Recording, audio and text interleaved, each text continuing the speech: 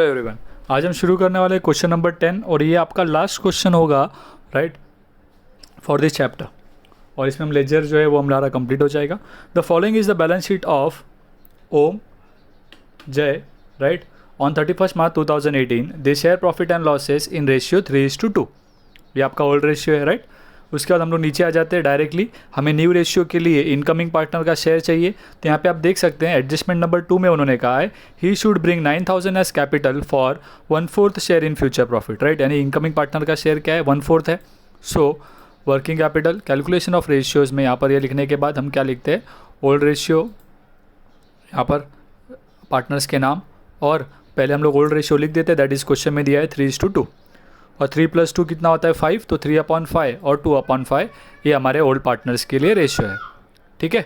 उसके बाद हम लोग क्या करते हैं अभी न्यू रेशियो कैलकुलेट करने वाले।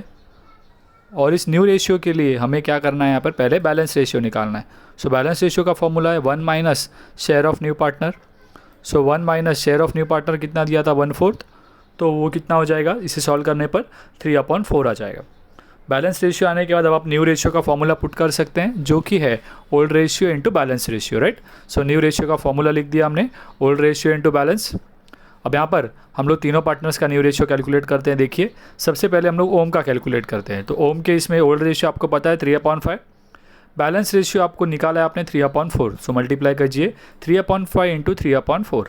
मल्टीप्लाई करने पर 3 × 3 = 9 और 5 × 4 = 20, तो 9/20 हो गया। फिर हम जय का निकालेंगे।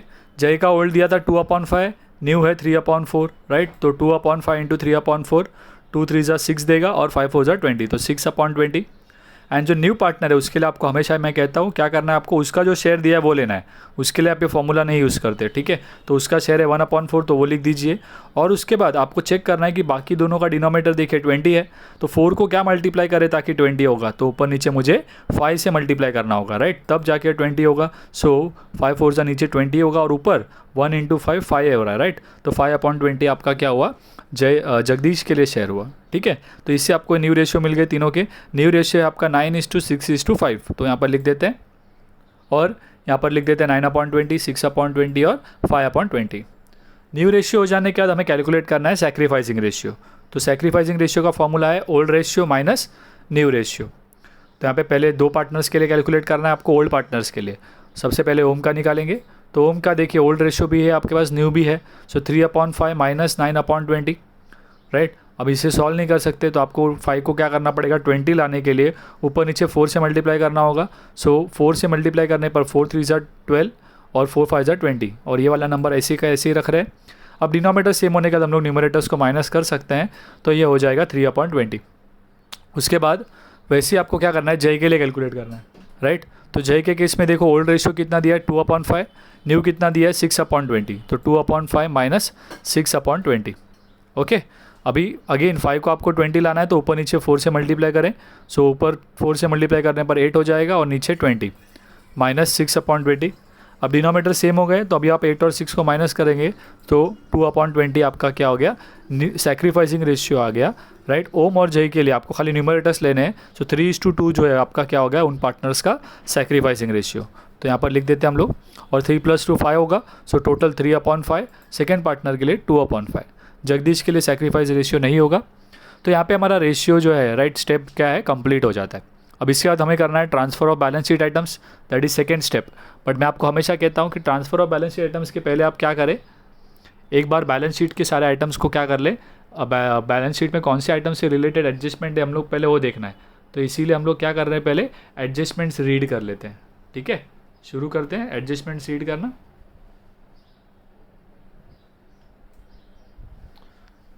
तो पहला एडजस्टमेंट देखो क्या बोला है उन्होंने, जगदीश साल पे 3000 एज ई शेयर ऑफ गुडविल। तो ये तो गुडविल के बारे में।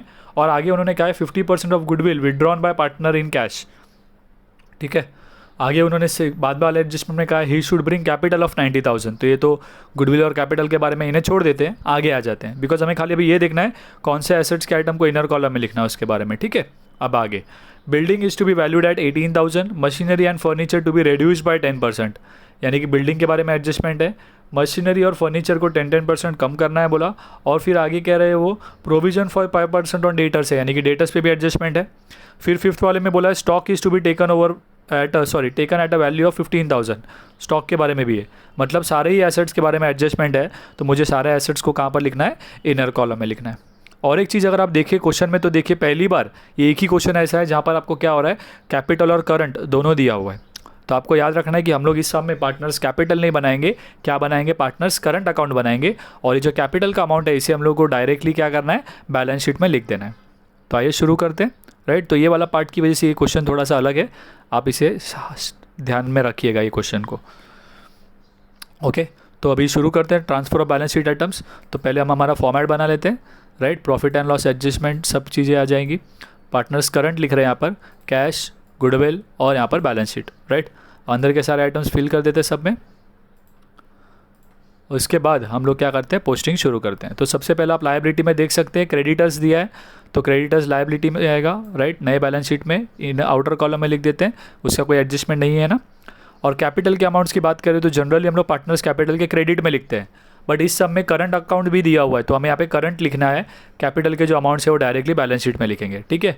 तो बैलेंस शीट के लायबिलिटी में मैं दो पार्टनर्स के हैं मेरे पास, ओम का और जय का, 21,000 दोनों का मैं लिख देता हूँ यहाँ पर, ठीक है। उसके बाद करंट अकाउंट के अमाउंट्स दिए आपको 3750 और 3450। तो इससे मुझे क्या करना है, पार्टनर्स के इसमें लिखना है करंट में बाय 3750 और 3450, ठीक है। उसके बाद नेक्स्ट आगे बढ़ते हैं हम लोग, एसेट साइड में आ जाते हैं। तो कैश को आप कैश में लिखिए, डेबिट साइड में टू बैलेंस ब्रॉट डाउन, कितना अमाउंट दिया है 3000। उसके बाद बाकी जो एसेट्स है वो सारे बैलेंस शीट में जाएंगे। और हमने पहले ही देख लिया कि सभी के बारे में एडजस्टमेंट है, तो सभी हमें इनर कॉलम में लिखना है। तो पहले बिल्डिंग लिख रहा हूँ मैं 15,000 इनर कॉलम में। उसके बाद दिया है क्वेश्चन में मशीनरी 21,000। उसके बाद दिया है फर्नीचर, कितना दिया अमाउंट देखिए 900। उसके बाद अमाउंट दिया है स्टॉक का 12,300, वो भी लिख देते हैं, राइट। डेटर्स दिया है 27,000। तो ये सारे ही एसेट्स हमने इनर कॉलम में लिखे, बिकॉज हर किसी के बारे में एडजस्टमेंट कहा है, ठीक है। तो यहाँ पे हमारा सेकंड स्टेप खत्म हो गया, that is transfer of balance sheet items. अब इसके बाद आ जाते हैं हमारे third step, that is adjustment. और एडजस्टमेंट में हम लोग सबसे पहले करते हैं goodwill related, revaluation related adjustment, right. So goodwill वाला एडजस्टमेंट हमें बाद में करना है, पहले हम लोग रिवैल्यूएशन यानी कि एसेट्स के वैल्यू जो बढ़ रहे कम हो रहे बोला है उसके बारे में, ठीक है। तो आप देख सकते हो क्वेश्चन में एडजस्टमेंट नंबर 3 से शुरू करना है हमें। बिल्डिंग वैल्यूड एट 18,000 बोला है, यानी कि बिल्डिंग का नया वैल्यू 18,000 होने वाला है। तो आप यहाँ पे देख सकते हैं 3,000 बढ़ गया है ना, तो हम लोग क्या बोलेंगे यहाँ पर, ऐड एप्रिसिएशन, कितना बढ़ा है 3,000। कैसे, 18 - 15 किया हमें तो पता चला 3,000। और क्योंकि ये एसेट बढ़ा है तो ये अच्छा है हमारे लिए, तो क्रेडिट साइड में लिखेंगे बिल्डिंग करके 3,000। उसके बाद आगे कहा है उन्होंने machinery and furniture are to be reduced by 10%। Reduced मतलब कम करना है। सो मशीनरी में 10%, तो 21,000 का 10% क्या होगा, एक जीरो छुपा दीजिए, 2,100 जो है वो 10% अमाउंट रहेगा, राइट। तो लेस डेप्रिसिएशन 2,100, राइट। और ये कम हुआ है तो इसका वैल्यू डेबिट में आएगा क्योंकि एसेट का वैल्यू कम हुआ। उसके बाद माइनस करके अमाउंट बाहर लिख लेते हैं हम लोग 18,900। फर्नीचर में भी सेम बोला है 10%, तो 900 का 10%, एक जीरो छुपा दीजिए, 90 रुपीज़ जो है वो 10% होगा। अगेन ये भी एसेट का वैल्यू कम हुआ है तो इसे भी डेबिट में लिखना होगा, टू फर्नीचर करके 90, माइनस करके बाहर ले लेते हैं 810। तो यहाँ पे आपका एडजस्टमेंट नंबर 3 जो है वो कंप्लीट हो जाता है। फिर एडजस्टमेंट नंबर 4 पे आ जाइए, वहाँ पे उन्होंने क्या बोला है, provision of 5% on debtors to be made on doubtful debts. तो डेटर्स पे 5% आपको RDD क्रिएट करना है। सो 22,700 आपका 10% होता है, आपको 5% चाहिए ना, तो उसका आधा कर दीजिए, 1350 अमाउंट आएगा। और अगेन ये भी कम हुआ है एसेट, तो इसका भी इफेक्ट डेबिट में ही आएगा, 2 RDD करके लिखेंगे 1350, ठीक है। और इसके बाद हमें क्या करना है, ये अमाउंट माइनस करके बाहर लिख देते हैं। फिर लास्ट एडजस्टमेंट पर आ जाते हैं, फिफ्थ एडजस्टमेंट पे उन्होंने कहा stock is to be taken at a value of 15,000। Stock जो है वो हमें कितने पर लेना है, 15,000 पर लेना है। तो 15,000 स्टॉक के लिए नया वैल्यू है वो 15,000 है, और पहले था 12,300। तो यहाँ पर बड़ा है वैल्यू, कितना बड़ा, 2,700 रुपीज़ से। तो यहाँ पे इंक्रीज इन वैल्यू जो हुआ है वो हमारे लिए अच्छा है, राइट। एसेट का वैल्यू बढ़ना, तो उसे क्रेडिट साइड में शो करेंगे, बाय स्टॉक करके 2,700, ओके। अब ये होने के बाद हम लोग आगे आ जाते हैं, राइट, हमारे नेक्स्ट एडजस्टमेंट पर, दैट इज़ कैपिटल और गुडविल का। तो पहले हम लोग गुडविल कैपिटल का जो पैसा लाया उसकी एंट्री पास करते हैं। बहुत ही ध्यान दीजिएगा यहाँ पे क्या कर रहे हैं हम लोग, कैपिटल के बारे में पहला देखेंगे तो एडजस्टमेंट नंबर 2 में कहा he should bring 9,000 as capital, right. तो हमारी जनरली हम लोग क्या एंट्री पास करते हैं, एंट्री क्या होती है, cash account debit to capital account, right. Partner का कौन लाया यहाँ पे, जगदीश, तो cash account debit to Jagdish capital, तो आप कैश के डेबिट में लिखेंगे टू जगदीश कैपिटल 9,000, बट आप हमेशा यहाँ पे अकाउंट में लिखते हो ना, यहाँ पे क्रेडिट साइड में, बट इस क्वेश्चन में यहाँ पे मत लिखिए, क्यों, ये कैपिटल अकाउंट नहीं है, तो आपका करंट अकाउंट है, बराबर है, तो आपको कैपिटल में लिखना है ये। तो आप पार्टनर्स कैपिटल में डायरेक्टली आप लायबिलिटी में शो कीजिए कितना अमाउंट आया है, 9,000। तो ये चीज़ आपको ध्यान रखनी है कि आपको इसे करंट में नहीं लिखना है, ओके, कहाँ लिखना है, कैपिटल में डायरेक्ट लिखना है, ठीक है।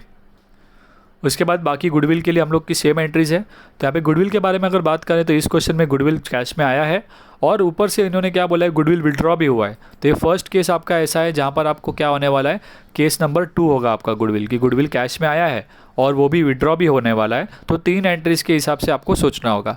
और यहाँ पे कैपिटल के अमाउंट देखिए तीनों पार्टनर्स के मिल गए, तो हमने टोटल जो है आउटर कॉलम में लिख दिया है, ओके। तो गुडविल का शुरू करते हैं हम लोग। पहला एंट्री है goodwill brought by incoming partner के लिए, क्या है, कैश टू गुडविल, राइट। कितनी अमाउंट लाए हैं, देखिए एडजस्टमेंट नंबर 1 में कहा है Jagdish should pay 3,000 as his share of goodwill, बराबर है। और आगे कहा है कि 50% of goodwill withdrawn by partner in cash. तो पहले गुडविल लाने की एंट्री पास करते हैं, कैश टू गुडविल। तो कैश के डेबिट में लिखना है हमें टू गुडविल करके 3,000 और गुडविल के क्रेडिट में लिखना है हमें बाय कैश करके 3,000, ठीक है। उसके बाद हमें क्या करना है, फर्स्ट एंट्री की हो गई इफेक्ट। सेकंड के लिए पास करते हैं गुडविल टू ओल्ड पार्टनर। तो मुझे जो 3,000 रुपीज़ है उसको गुडविल के डेबिट में लिखना है ओल्ड पार्टनर्स का नाम और ओल्ड पार्टनर्स में डिस्ट्रीब्यूट करना है। तो यहाँ पे देखिए 3,000 को सैक्रिफाइसिंग रेशियो में हम लोग डिस्ट्रीब्यूट कर रहे हैं 3:2 में, राइट। तो 1,800 और 1,200 ये मेरे अमाउंट्स आएंगे, तो वो यहाँ पर लिख देते हैं। तो एंट्री थी गुडविल टू ओल्ड पार्टनर, तो गुडविल के डेबिट में लिखा, ओल्ड पार्टनर्स के क्रेडिट में लिखते हैं, ठीक है। तो बाय गुडविल करके करंट में हम लोग क्या कर रहे हैं 1,800 और 1,200, क्योंकि ये क्वेश्चन में करंट है तो ऑटोमेटिकली जो ओल्ड पार्टनर्स है या जहाँ पे भी वो कैपिटल की जगह पे क्या हो जाएगा, ऑटोमेटिकली करंट में लिखना होगा आपको, ठीक है।